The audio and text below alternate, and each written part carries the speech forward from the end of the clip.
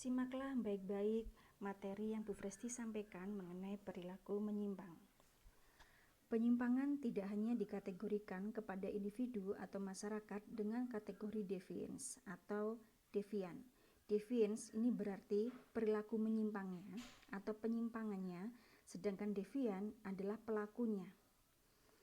Tapi akan kalian jumpai pula yang disebut dengan deviance institution atau institusi menyimpang. Contohnya, sindikat narkoba, sekelompok perampok, partai yang anggotanya korup. Nah, itu disebut sebagai deviance institution. Kemudian dari tokoh.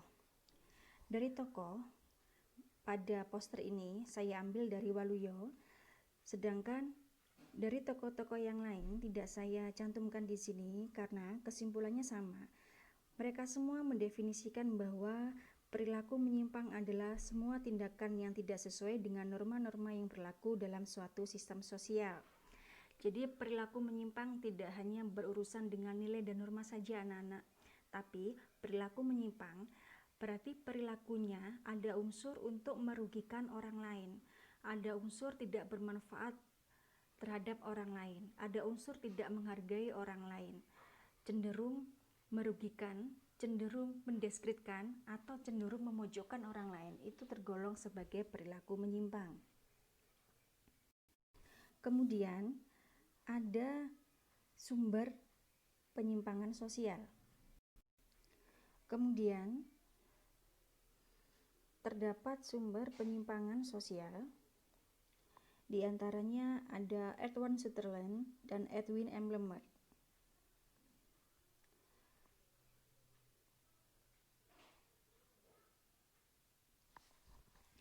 Menurut Edward H. Sutherland, dia mengatakan teori differential association.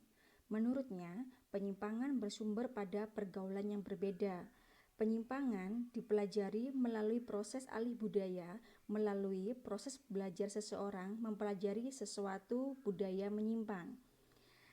Nah, menurut Sutherland ini yang dimaksud ialah sosialisasi subkebudayaan menyimpang.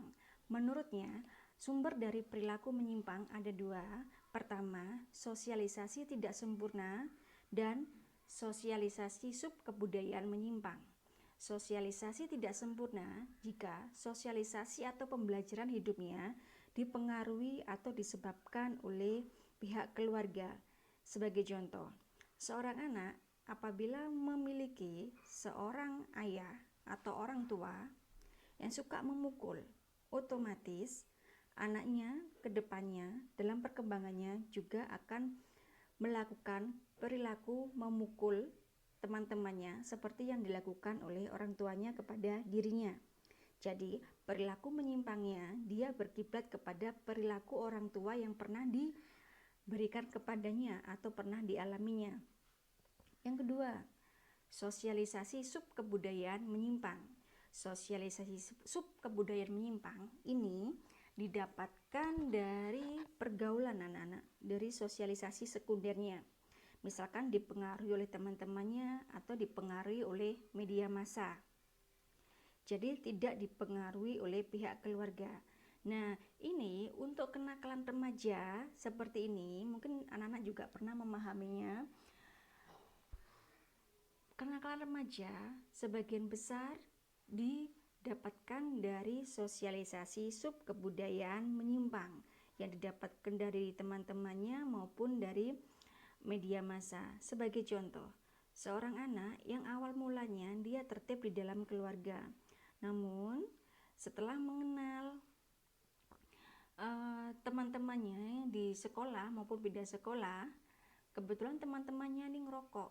Nah, di keluarga tidak ada yang merokok, tapi tiba-tiba anak ini merokok. Nah, perilaku menyimpang dia merokok di bawah usia, di bawah umur, berarti perilaku menyimpangnya didapatkan dari pengaruh teman-temannya. Itu contoh dari sosialisasi subkebudayaan menyimpang. Nah, kemudian yang berikutnya ada teori dari Edwin M. Lemert. Teorinya dinamakan labeling teori.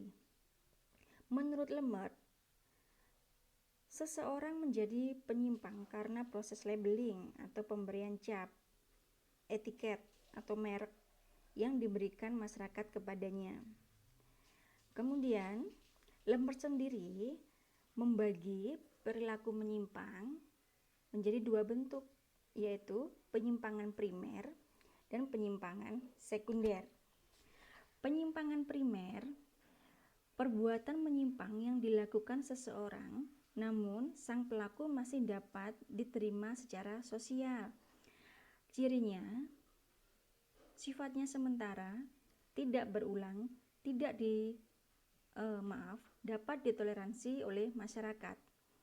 Contoh, lupa mengerjakan tugas sosiologi, lupa mengerjakan tugas ekonomi,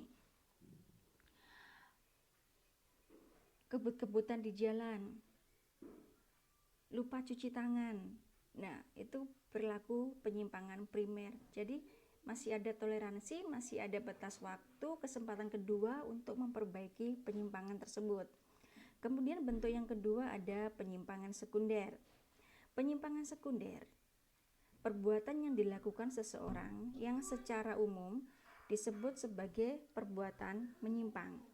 Jadi, penyimpangan sekunder ini kadar